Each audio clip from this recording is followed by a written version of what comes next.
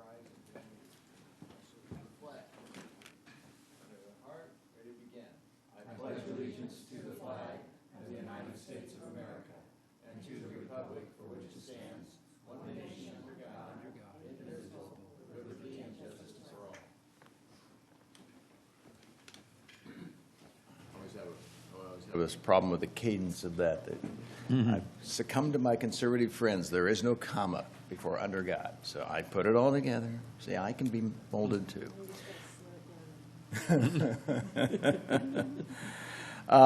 Okay, with that, Madam Clerk, would you please take the roll? Commissioner Cunningham. Here. Commissioner Dandy. Here. Commissioner Freeman. Here. Commissioner Parks. Here. Commissioner Parvin. Here. Commissioner Zaragoza. Here. Chair Morehouse. Here. Okay, we're all present. Thank you. For the agenda review, I would like to ask the Commission's indulgence if we could skip all the way to the last item, which is about the moving. I have a flight out of Burbank at 1 o'clock, so I must be out of here no later than 11, and hopefully by 10:30. If that one has any protracted discussion, I'd rather that we take it first and then can get to the rest of it in the case that I have to cede my seat today to the Vice Chair. Is that all right with everybody? Yes. Very good. Thank you. It'd be going for the last item to discuss our potential movement. Yes, 13 or 14 relocation. I'm sorry. Thank you. Okay. With that, sorry. Did you say we're just gonna? Are we going to do that one first? I'd like to do 14 first. Okay. Thank you, Ms. Clerk. Okay. Thank you. I was moving too fast again. You are just like the pledge. Okay. Anything else anybody wants to change or consider? All right. With that, commission presentations, announcements, anything anybody wants to share? I will just share with those of you who don't hear this because of any other means, either through VCOG or VCTC or where else you might be exposed to it. The SCAG Annual General Assembly will be May 5th, 6th, and 7th in La Quinta this year. I would like to invite you all. I will transmit that information through our staff to you if you'd be interested. The General Assembly is always the big time of year when every city has one voting member in the SCAG region. 191 cities in the 6 counties all have one voting member to attend and put on quite a program. And if you're used to going to things either at the League of California Cities or CSAC or any other organization that represents the groups you're involved with, I don't know what the districts do. But this is one time a year when there's a lot of very good information. It's going to be, as usual, it's sort of focused on transportation, but there's a lot of other side discussions going on, and you might find it of interest. So I'll share that with you. Anything else from anybody? Okay, with that, we'll move to public comments. I don't see that I have any public comment cards. Anybody who wishes to address the commission before we begin on anything that's not on the agenda? Okay, with that, I will take the consent items first. So the consent items are 7, the minutes of the Ventura LAFCo January 20, 2016 meeting. 8 is LAFCo 16-01, the City of Oxnard Reorganization, Dewey. And 9 is the budget to actual reports, January and February 2016. Anybody want to pull any of those? Move to approve. Second. Okay, I have a motion and a second to approve. Any discussion? Okay, we don't need a roll. We can just do by total voice vote. All in favor? Aye. Opposed? Abstentions? All right, with that. Then if you will indulge me, then if we could move forward to item number 14, which is the potential relocation of the LAFCo office. And staff has the report on that. Thank you.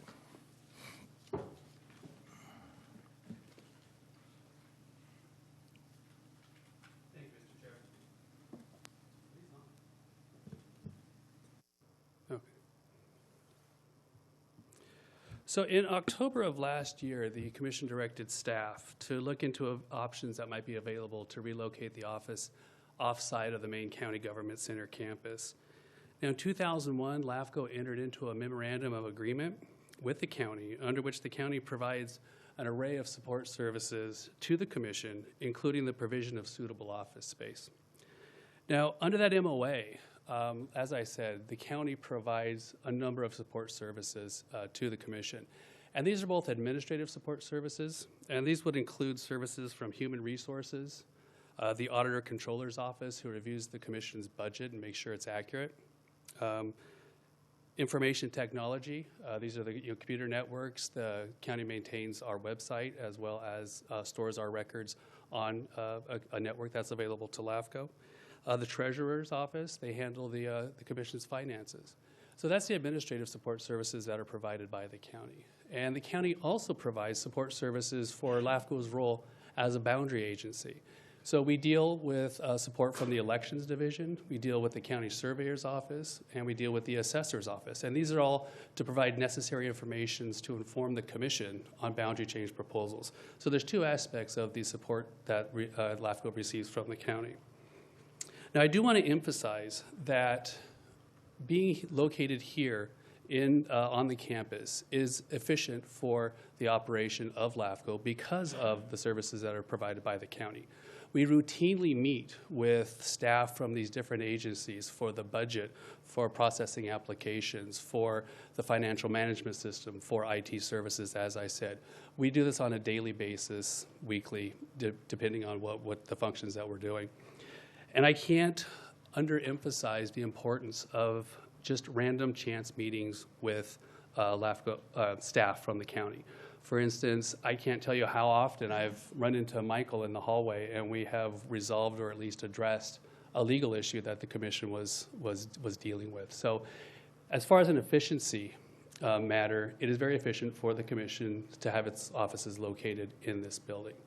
Now, that being said, we can accommodate a move. It would be less efficient as far as dealing directly with staff from the county, but we can make it work.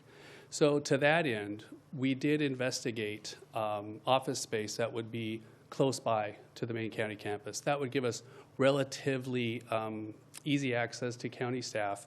We could still partake in the use of the county motor pool, and of course these chambers that we're meeting in today. So we have met with county staff a number of times over the last couple of months, and the county has indicated that they do have available office space for the commission offices located about a block west of the county campus on the corner of Thill and County Square Drive. These offices are currently occupied by a commercial enterprise, but they will be vacated in May, and they can be made available to the commission.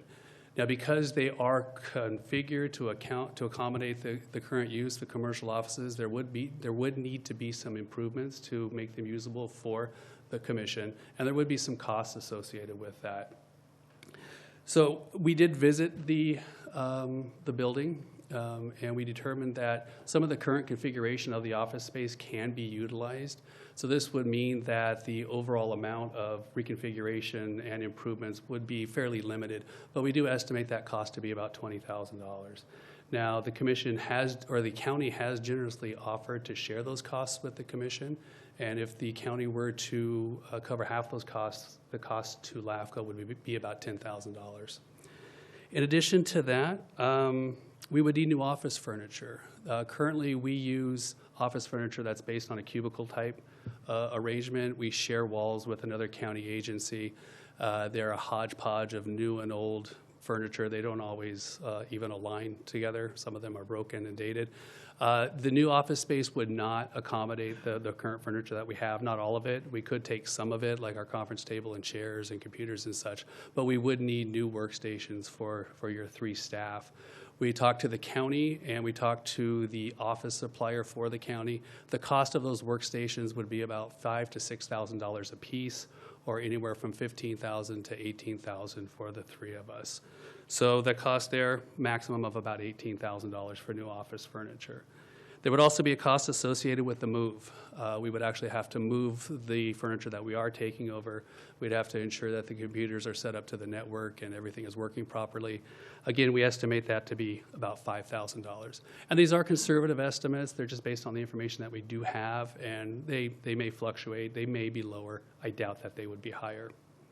Now, there would be a cost savings. The rent of those offices would be less than the rent that the commission is currently paying for the offices here.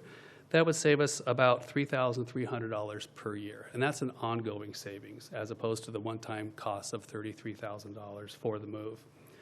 Now, the commission's current year budget does not account for the $33,000 for this move. However, the commission did adopt contingency funds for contingencies such as this.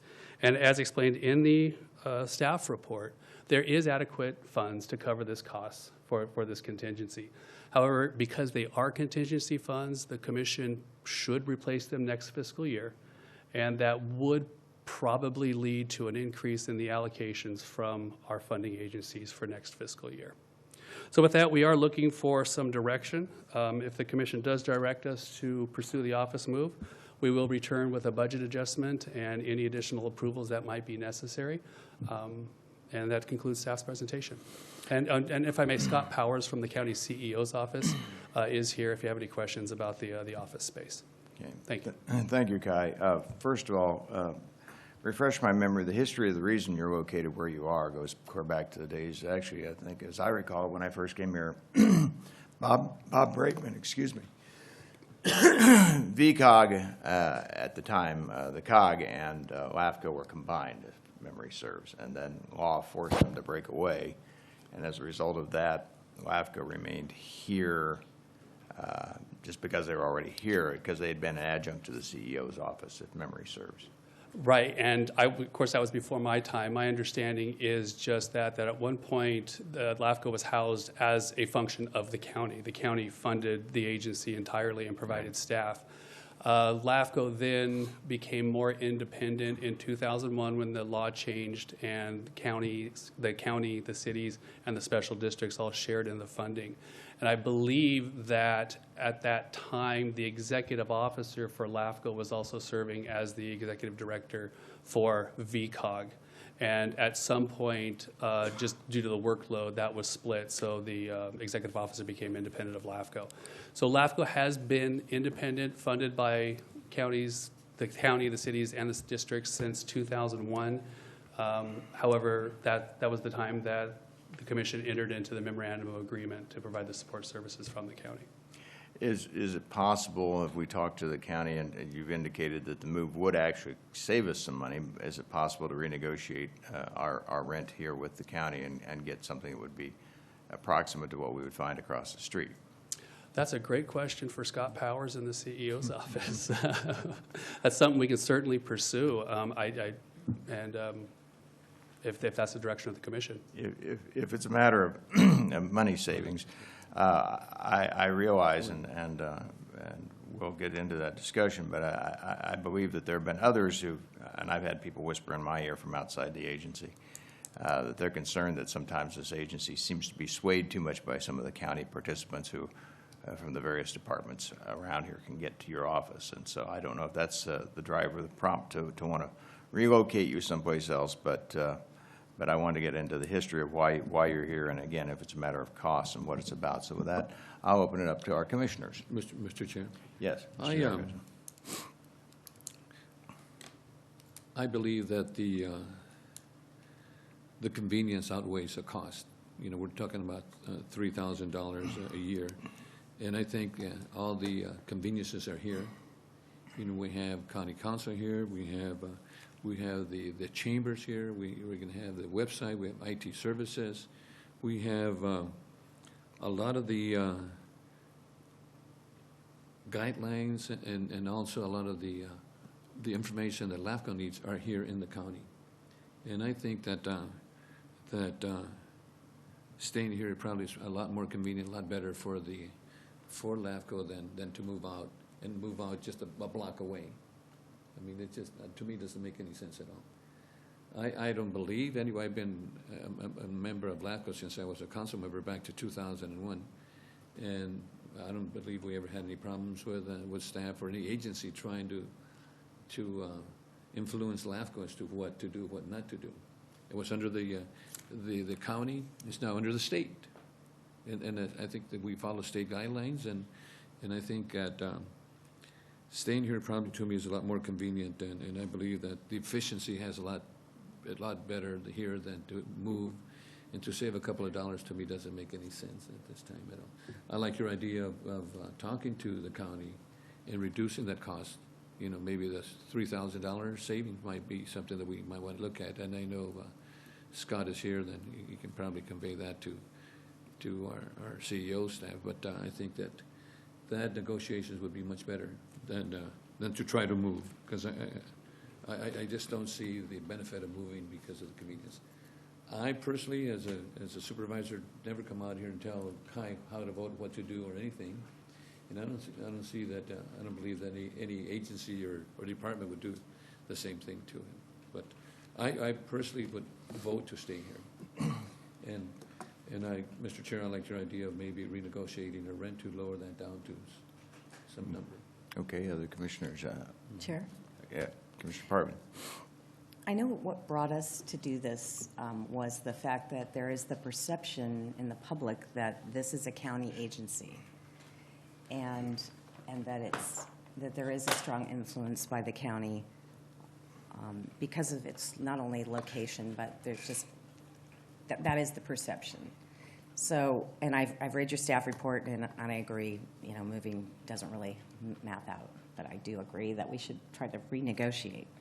But another way that we could go about it, since this doesn't seem to be the route to take, would be potentially looking at hiring maybe outside legal counsel. That might help create that we are a separate organization. It's something to think about. And I read the survey that Kai provided the commission on the other LAFCos, and it looked like a 50-50 split on the legal counsels for LAFCO. So that's what brought it to my attention, that it was another way to maybe separate the organization from the county. Food for thought. And it's not a bad idea, given the fact that standalones like VCTC and VCOG also have outside independent counsels, which may help eliminate the perception of borderlines. Yeah.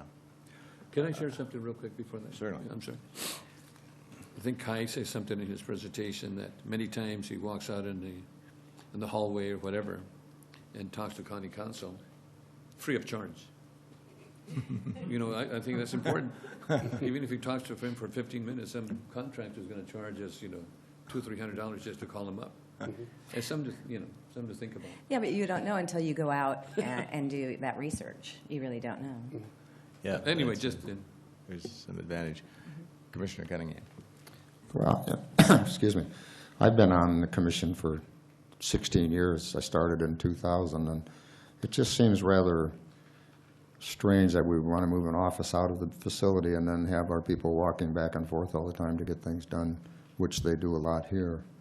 And, I really don't see it an issue. And being the public member and not being involved in politics like all the rest of you are, I didn't really understand why we were doing all this, because I didn't I didn't realize that there was some conflict between us and the county or whatever the issue was. So, my vote would be to keep it here and keep it the way it's been. And, the other thing is, if we're going to save $3,000 a year roughly, it's going to take us 10 years to pay all that back anyway. Plus, then you're going to find out there's going to be other costs involved. So I would like to see it stay.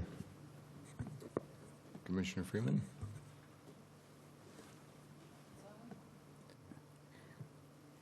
There was a long discussion, as you know, during the evaluation time, and that's what brought us here. The perception, as Janice was saying, of the control that the county has on LAFCO, or the perceived control or influence on LAFCO. And I'm not sure moving it. I've given this a lot of thought because I know people get very confused about just what LAFCO is and what we do and why we do it and who says we can do it. And I mean, there's just, I think even among, other local jurisdictions, they don't like the fact that there is a LAFCO in some respects. But that being said, I'm not sure, and I have a little angst on this. Moving is going to make any difference. And maybe just as suggested, maybe outside counsel or something to help remove the perception of county influence. I mean, there are a lot of, when you have to go to survey and mapping or planning or, it is easier if you're in this building. I mean, that's just the reality. And I think on a convenience level, It's probably better, this is just my opinion, to stay put.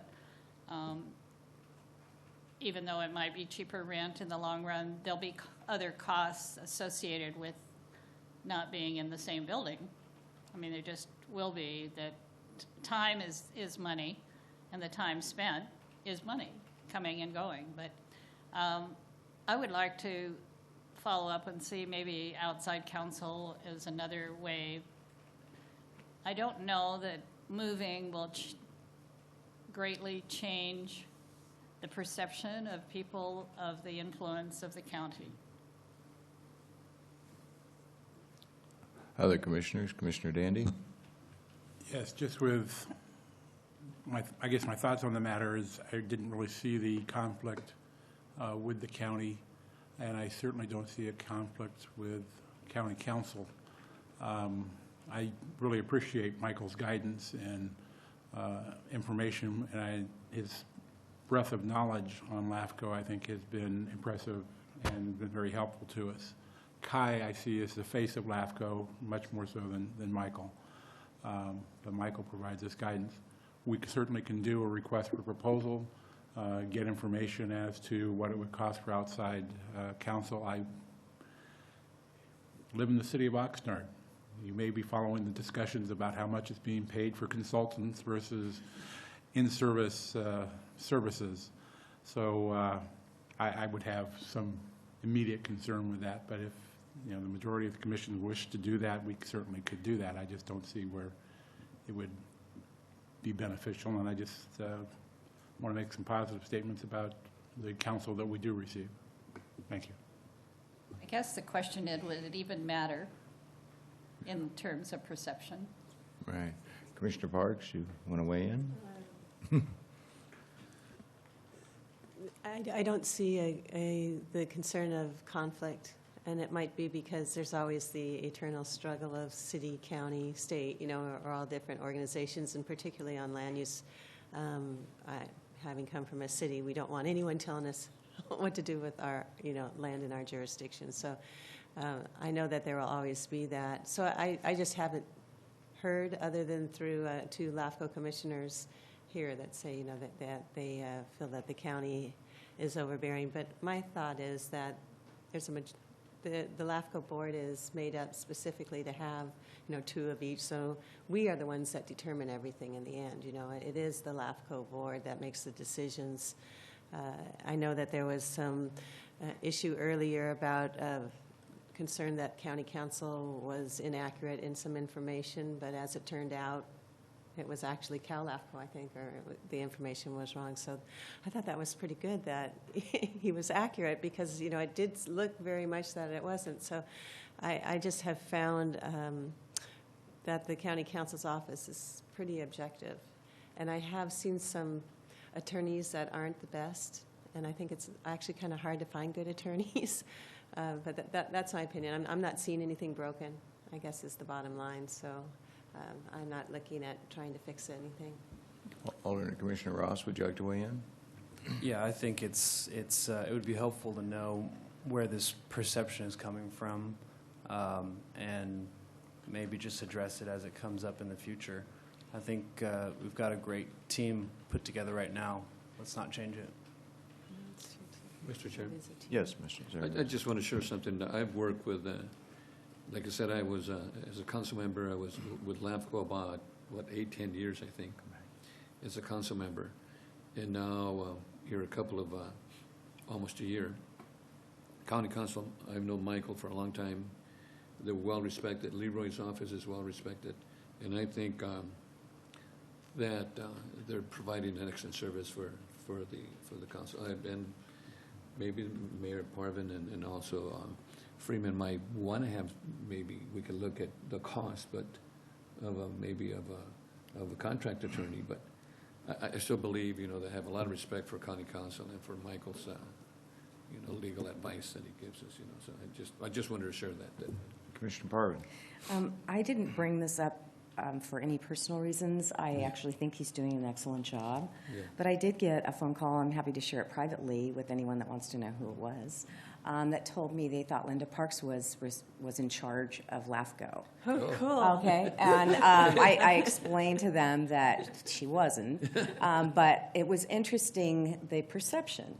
Again, that forced me to start thinking outside the box, per se, but it is certainly no reflection on the advice we received from legal counsel. It has nothing to do with that. Again, we are an independent organization. I think striving to show that we're independent is a good way to go. And Commissioner Parvin, I appreciate that. I've had others whisper in my ear about things that they think are nefarious that are going on behind the scenes because things aren't falling the way some people expect to or hope that they would. So I get that idea of difference of perceptions versus what we hope is the reality. So could we have the county address us on the idea of renegotiating the rent, or is that moot? We drawing a line in the sand. We'd love to, as an independent body, renegotiate with the county. Good morning, Commissioners. Scott is a good negotiator. He helped me with Nyland. Let me explain a little bit of how the county spreads the cost out in terms of buildings. Basically, it's a pretty simple policy. Whoever inhabits the building, those costs are gathered and spread amongst that group of departments or agencies. Usually it's internal, it's general fund agencies, some other public works and other watershed protection districts, et cetera. But normally we take a building, or GSA I should say, looks at custodial costs, landscaping, utility, gas, water, sewer, the whole the gamut. And basically it divides it by square footage. I mean, basically it takes common area as well. So that's what happens here. And for the government center, it's about $1.30 a square foot, I want to say, rough numbers, which is better than market you're going to find anywhere around here. And as compared to buildings outside of the government center, which are less security, obviously, less groundskeeping, less this and less that. So the cost gets contained a little bit more, and that's why the offer I made to Kai was it would be around $1 a square foot at the most. But I can give him a better number when the time is right. So that's where the savings comes from. So in terms of changing that policy, I don't see that changing with the county. I mean, we do that with APCD. We do with other non-county agencies as well. We take the general cost for the building and the maintenance cost for the building and divide it by the square footage and charge accordingly. It's better than market. It is a policy, so if we were to approach the Board of Supervisors, they might be able to change that. That's correct. We'll see if we can find a couple of those. But we don't have to change the policies, right? We don't want to change the policy. Maybe just an opportunity to lower the rent to some number. We don't want to change the policy for the rest of how you compute, the rent for everybody else. No, and I would argue, the county sees a value to your LAFCO space as well. That's why the offer was made. We'll split the cost with you in terms of relocation. Yeah. So in terms of reducing that cost, I'll say respectfully, I don't see that happening, but from our office perspective, but again, we work through the will of the board, so. Well, I think it's understood that you have to do a prorata, as you say, even if it's the Air District or anybody else who's a standalone, but utilizing county facilities, that's all worked in, so understood. But at $1 square foot is really an excellent, excellent rate. And being in real estate, I'm not practicing now, but I think it's an excellent rate. Any other questions of county? Yes. So the costs per square foot are the same for every single department at the county? I don't want to say that for sure, I'm afraid. I'll have to check with GSA about if it's, but I would say generally yes. I don't want to say 100% for sure, I'm afraid. Okay. Like each I can member follow of up the with Board of you, if you like. Supervisors, they all pay the same amount We pay. of the square footage that they have, right? So it's just each department, and that's how the internal services But our works, square too. foot cost is the basic rate that would be normally allocated Yes, to most agencies. yes, that's Okay, correct. every Yep. agency. I guess it's possible that it could be reduced in part, instead of the county paying as much for their dues to LAFCO, it could come out of the rent. That might be a possibility, so it's not a net loss to the county. That's right. Maybe Scott can look into that. Now, if I can have more meetings with Michael in the hallway, I think he'd say Save some money. Why is Michael in the hallway somewhere? He's going for coffee. Commissioner Cunningham. So if we were to move off-site and we're across the street, what is our rent going to be for our monthly meetings here?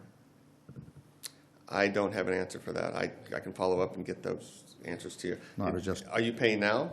Is my question? Well, it's part of our deal. I don't see but that if- changing. If we're not here anymore, I would think you'd have to charge I don't us see here. that changing. I don't think there would be a rent for this board space. And are you looking at the APCD building, where APCD is? Is that the building you're talking about? I mean, it's not in very good condition. No, I'm speaking of 5851 Thill. It's the building right behind Union Bank, right here at the corner of Thill and Victoria. The county purchased that about 6 months ago. It's a two-story building. Healthcare agency is going to populate the top floor, Barry Fisher and his senior staff. Bottom floor has a tenant in there right now, and so we're looking at how to utilize that space. Other We have the best of both worlds here. questions? Commissioner Cunningham? I don't have any questions, but I'd like to make a motion that we keep our facilities here and keep going where we are. Second. Okay, I have a motion and a second that we stay where we are.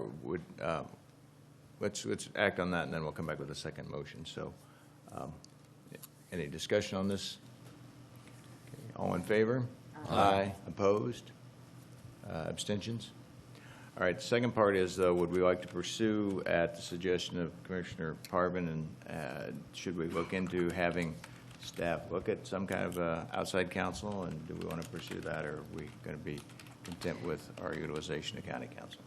Well, I don't see how we could lose in at least investigating the opportunity of doing that.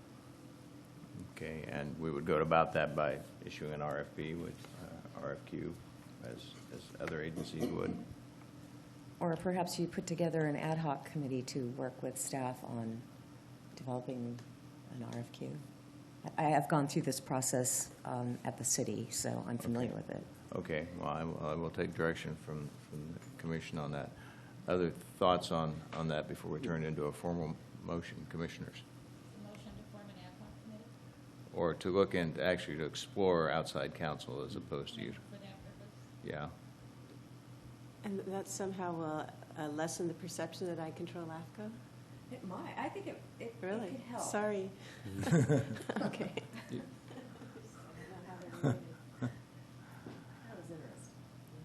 Well, what's the pleasure of the commission on this? I mean, I'll make we, a motion just to settle the issue. to create a ad hoc committee to look into this. I will second that motion. Okay.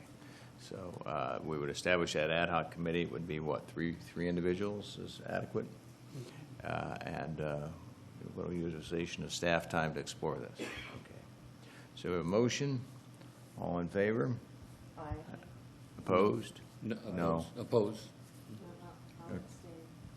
Okay, and one abstention. So it's 4-2 and one abstention. Opposed. Okay. Motion fails. All right. Well, it's worth the discussion. I appreciate the input on everybody's part, and also indulging me by going to that. Okay, with that, then we will move back to our public hearing items, and we'll go to item number 10, which is the Sphere of Influence Review Update, and which staff is addressing on this. Ms. Hosdy.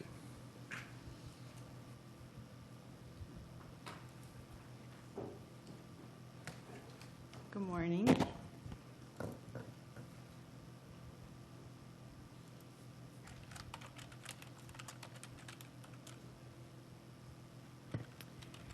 Every 5 years, LAFCo is required to review and, as necessary, update the sphere of influence of each city and special district to determine if the existing sphere of influence continues to reflect the probable service boundary and service area of each agency.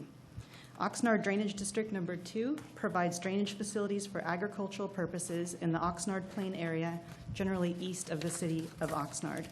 The district is shown here in yellow, the district service area, the sphere of influence in red outline, and the surrounding cities are shown in gray.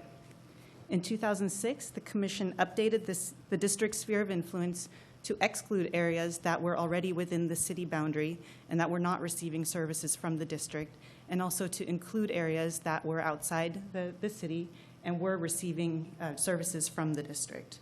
In 2011, the Commission again reviewed but did not update the sphere of influence for the district. The current and probable service area continues to reflect the accurate area that the district serves, and no update is recommended at this time. Staff recommends that the commission review the sphere of influence for Oxnard Drainage District Number 2 and determine that no sphere of influence update or municipal service review report is necessary pursuant to Government Code Section 56430A.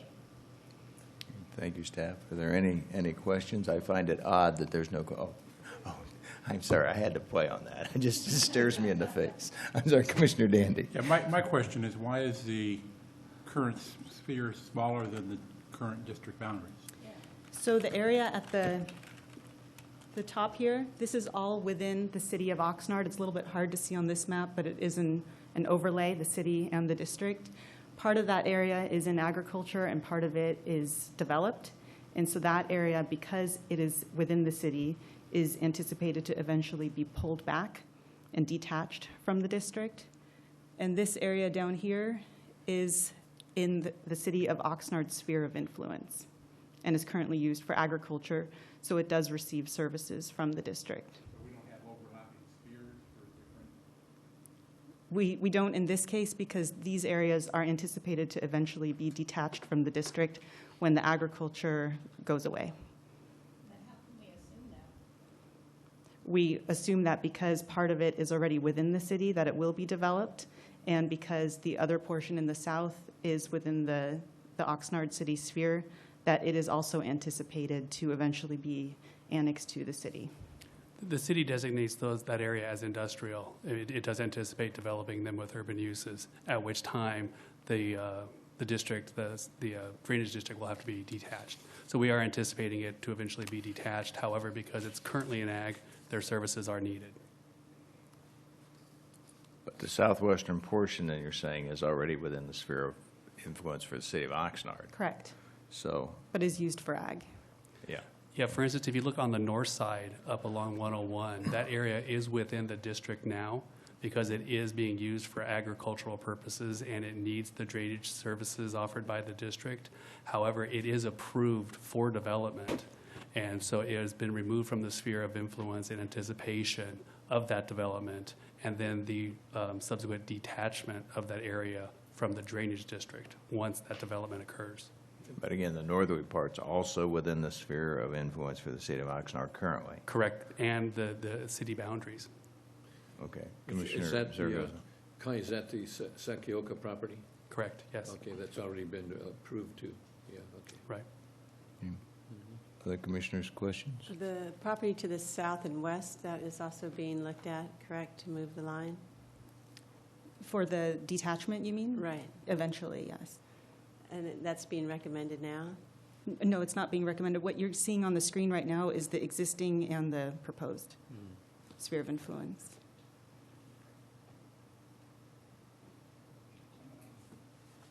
Commissioner Dandy? Sorry, I didn't understand that answer. What we're seeing now is the existing district boundaries and the existing sphere. Correct, and no change is recommended. It does seem rather odd. I understand our dilemma here, but I guess I'm trying to process it and understand that those areas that are outside the Oxnard Drainage District sphere are actually in the sphere already of the city of Oxnard, so I understand why. Just the drainage. So what it means is when they do come in for development, they don't have to file for a sphere line adjustment, Correct. which they would normally, Correct. and come back to LAFCo. Is They- that a consistent policy in all cities, or do we have other circumstances like this?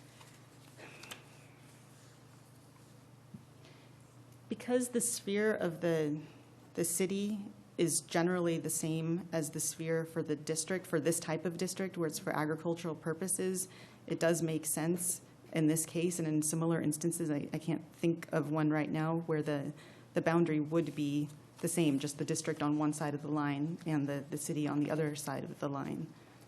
Does that answer your question?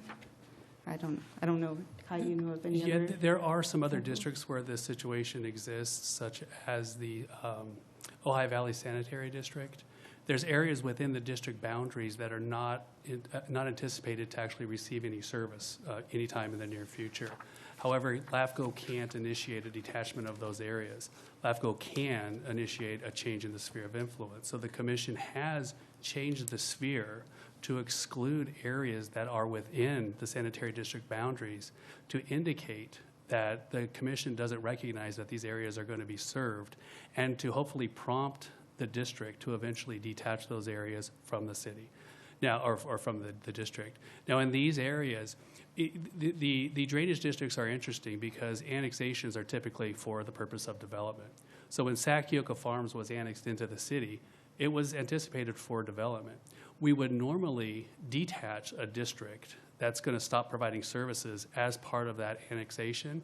However, because the agricultural uses were going to continue, even in the city, and they were necessary from this district, the commission left them in the district for the time being. So we do anticipate later on, when urban development actually occurs, it'll be detached. And that's why it was taken out of the sphere of influence. But that So doesn't mean they're Kai going to was- change. I'm sorry, that doesn't mean that, Commissioner Zerga. it doesn't mean that they're going to develop right off, right? No. Yeah. Yeah, they can stay ag as long as the long property as- owners want it to stay ag, and they will continue to provide the service as long as it stays ag. So Kai, my question is, was the Oxnard Draining District Number 2 boundary sphere of influence changed when the city annexed the Sac-Yoka property? It was not, just the sphere of influence was. Okay, I thought that's what my question was. Okay. Oh, I'm sorry, the sphere of influence was, yes. Right, the city sphere? Oh, well, the city sphere would have been modified to account for the city annexation, but Drainage district was reduced. the sphere, yes.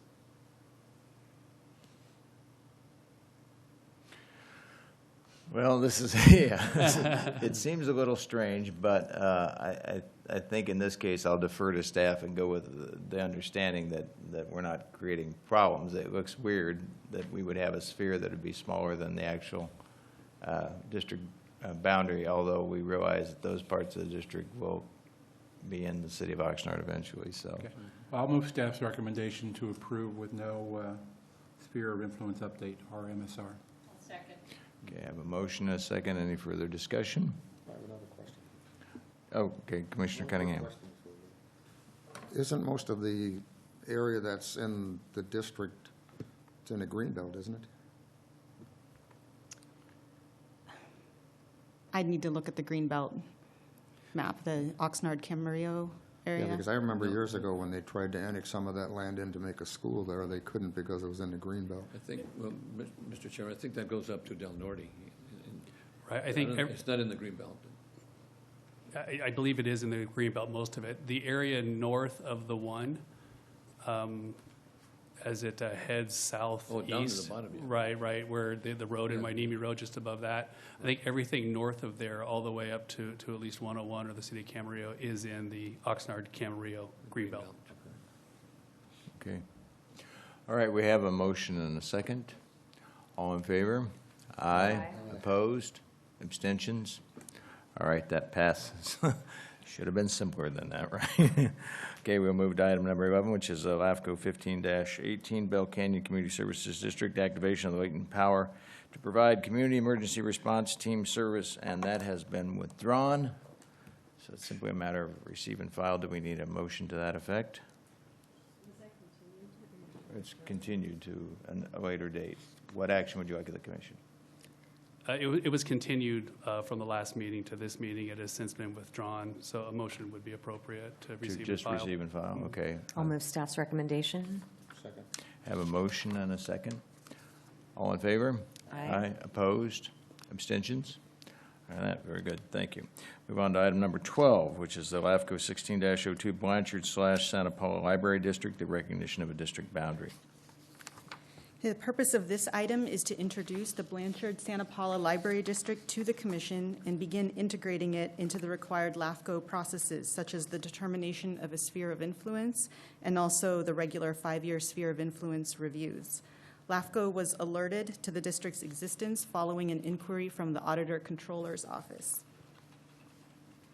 The Blanchard-Santa Paula Library District was formed in 1967 as the Santa Paula High School Public Library District, and since the late 1990s, it has been known as the Blanchard-Santa Paula Library District.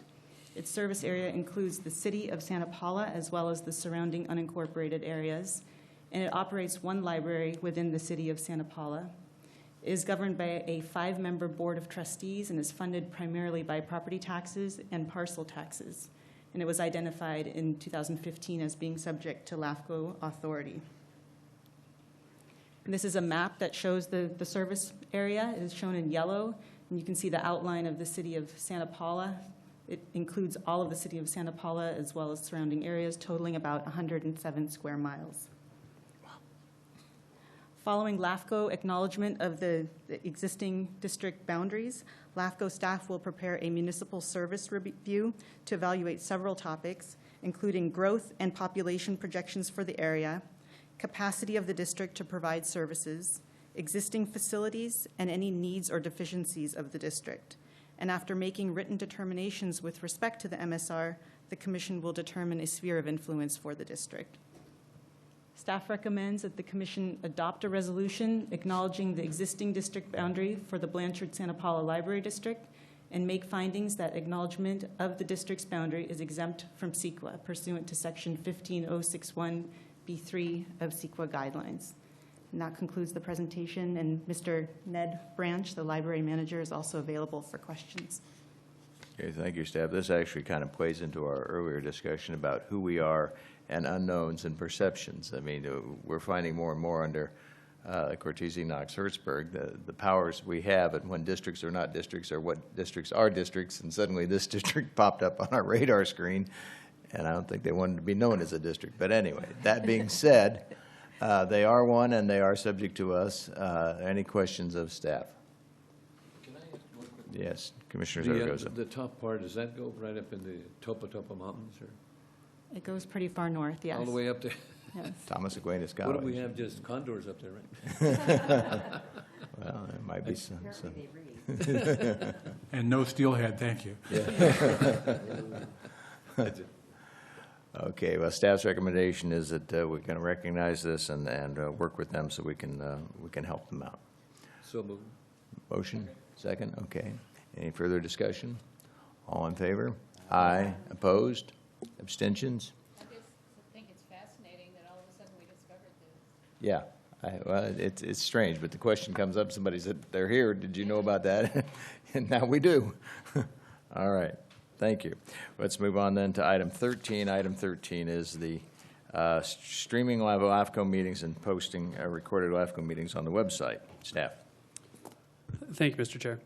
So at the January LAFCO meeting, the Commission did direct staff to determine whether LAFCO meetings could be streamed live over the internet and whether recordings of meetings could be archived on the website and available to be watched at any time.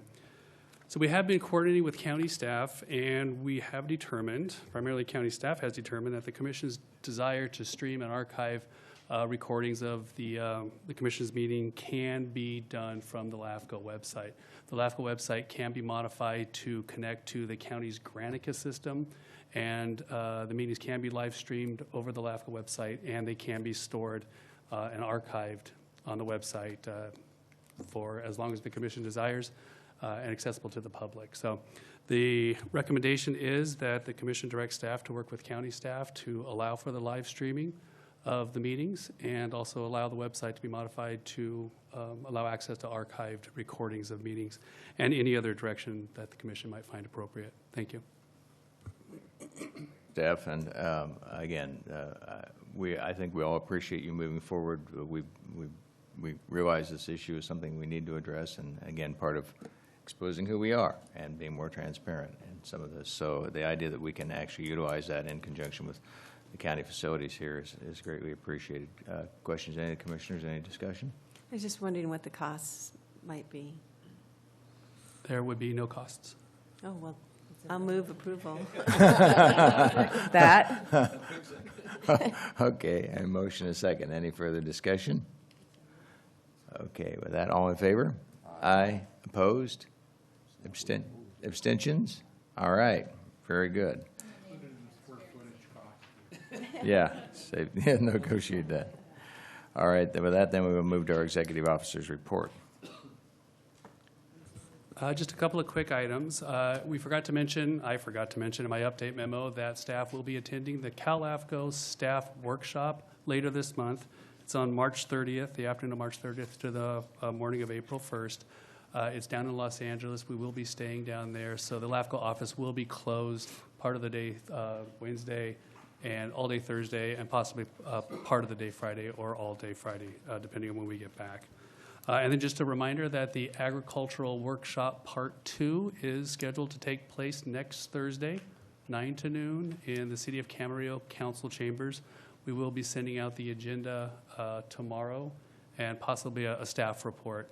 The idea at the workshop is to give an overview of what part 1 was, and then finish the presentations that I had about other LAFCO mitigation measures, and then allow the public to speak, and then allow for adequate time for the commission to discuss the issues and give direction to staff if that's the desire of the commission. So with that, our next LAFCO meeting is Wednesday, April 20th. Kai, the meeting in Camarillo, is that at 4 p.m.? It's from 9 in the morning to noon. Oh, 9 to noon? How Yes. come I have what am I looking at? Oh, this is wrong one. Yeah. I have a question, Kai. You got my email that I can't make it? I did not get that email. Oh, I thought I sent it to you. Okay. I'm judging in a robotics competition here in Ventura. Okay. I'll be there Thursday, Friday, Saturday, so. And I won't believe be able to be commission, there. okay. We had a presentation. I do? Oh, They had a presentation to the board about robotics. Oh, So, okay, yes, I'm- but you got I guess we'll turn it to Rochelle on that. We've got a fairly good response rate, and we were trying to find a common date, and you kept sending it out.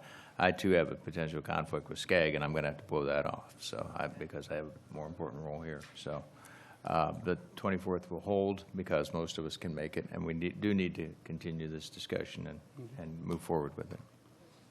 Anybody else got any? Okay. All right. Does that conclude your remarks then? Okay. And with that, are there any other commissioners' comments? Okay. Well, I thank you all for accommodating me and expediting this. Maybe I got some extra time now. Thank you. Not much. So with that, we stand adjourned. We'll see you at the workshop on March 24th. Thank you. We're adjourned.